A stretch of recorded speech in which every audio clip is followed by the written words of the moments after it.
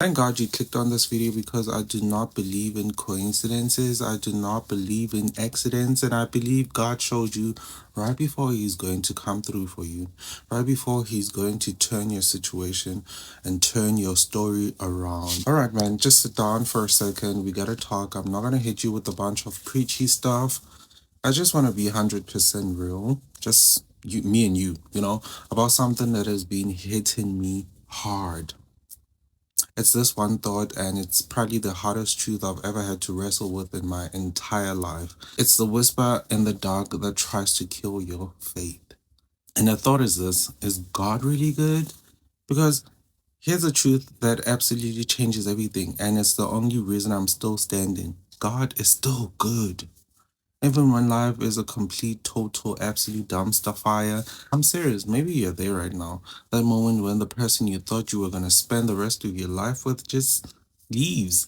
The lawyer's papers hit your desk, and you get that email from HR that says your position has been eliminated. You look at your bank account, and it's just red. The bills are stacking up like a skyscraper. You look at your kid, and you can't even pay for their trip, school trip.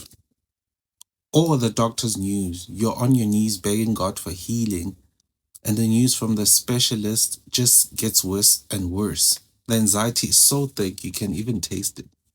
You start doom scrolling, looking for an answer, and all you see is everyone else's highlight reel on social media, making you feel even more alone in your low light reality. In that moment, God is still good. And let's be honest, that's the easiest thing in the world to say when things are great. When the paychecks hit, when you are healthy, when your business is booming, anybody can have faith when they are on the mountaintop. But what about when you're in the gutter? Life just seems to be cop stomping you every single morning. When the breakthrough doesn't come, the miracle is a non-show, and every single prayer you throw up feels like it's hitting a brick ceiling and falling right back at you, right back on your head. That place where you feel so completely alone that you start to really truly wonder, did God forget me? Is he mad at me or something? You see other people getting blessed, and you are just looking up going, bro, I'm over here, why is this happening to me? I've been there. I've asked that question. If God is really good and really all powerful, why is he letting me go through this hell? And that right there, that question, that's the whole ball game. Because that's where faith has to stop being a feeling and start being a decision. See, here's your problem. We trust our feelings, and our feelings are the biggest liars we know. They change with the weather, they change if you didn't get enough sleep, they change if you are hungry. Your feelings are unreliable. They will always tell you that God is absent when He's simply silent. Faith is not based on your feelings, it's based on God's character. Your feelings change every 5 minutes. God never changes. He's the same yesterday, today, and forever. His goodness isn't a mood He's in, it's who He is. And here's a new metaphor you need to survive this season. Have you ever seen a back of an expensive tapestry? The front is a masterpiece, perfect colors, clear picture, beautiful design. The back, it's a mess. It's ugly. It's just knots, loose threads, fried ends, and confusing, illogical patterns. You can't make sense of it. It looks like a mistake. Right now, you are living on the backside of the tapestry of your life. You look at the events, the layoff, the breakup, the health crisis, and all you can see are the knots, the chaos, the loose ends. It looks like your life is being undone. You think, how could a good God let my life be so messy?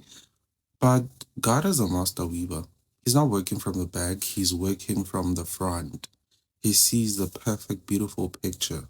Every confusing knot on the back is a necessary anchor for a masterpiece on the front. Every loose thread is a color you need later. You're not a mess, you are the messy, necessary work in progress of a master weaver. And this is where the infamous verse comes in. God works all things together for the good of those that love him. It doesn't say all things are good because they are not. Getting cheated on is not good. Sickness is not good. Losing your job is not good at all. The verse says God works them. Let's go back to the cake analogy and take it deeper. Think about baking. Raw eggs, disgusting. Spoonful of flour, choke. Baking soda, bitter.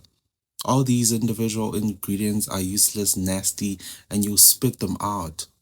But a master baker comes along, he takes that nasty egg, that dry flour, that bitter cocoa, and he doesn't just mix them, he beats them. He puts them under tremendous pressure. Then he throws them into the darkest, hottest place imaginable, the oven, and he shuts the door. If you were one of those ingredients, you would be in that oven thinking it's over. He abandoned me. I'm in the dark. I'm being burned alive. There's the end. But you are not being destroyed, you are being transformed. And here's the kicker: the heat of the oven is what gives the cake its structure. Without the fire, it would just be a bowl of nasty batter. It wouldn't be able to stand on its own, it wouldn't be able to bring joy. The fire isn't punishment, it is the necessary foundation for your structure. God is mixing the failures, the disappointment, and the loss, and he's building in you a strength and a structure that can handle the blessing that is coming next. You just can't see the structure while you're in the heat, but there's one thing that will prevent you from tasting that finished cake.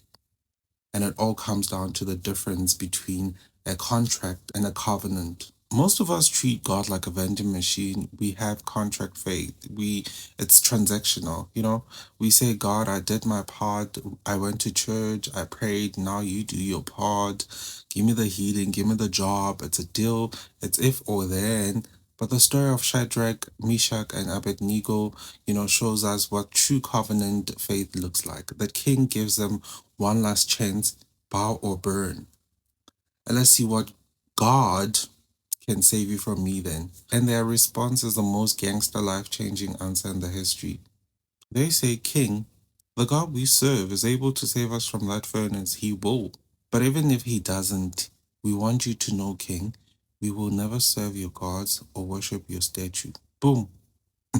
They say God's goodness isn't based on whether he saves us or not. He's good, period. Even if we burn, he's still God. That is the covenant decision. The king throws them in, turns the furnace up 7 times hotter, and then leaps to his feet. He's bugging out. He turns to his advisors and says, Didn't we throw 3 men in there? Yes, king, they said. Well, look, I see 4 men walking around not tied up, and the fourth one looks like a son of God's. That was Jesus. God didn't stop them from getting in the fire. He got in the fire with them. And here's the part that needs to wreck your theology. The Bible only says the king saw Jesus, the person on the outside. It never says Shadrach, Meshach, and Abednego saw him.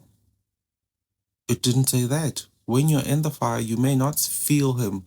You may not see him. You may feel totally alone, but he's in there with you. Trust him. And sometimes people on the outside, your enemies, your critics, the people watching your life, they can see God's presence on you, even when you can't. And when they walked out of that furnace, get this, they didn't they didn't even smell like smoke. That's the God we're talking about. He can bring you through the absolute worst fire of your life. And you can come out on the other side without the stench of your past trauma on you.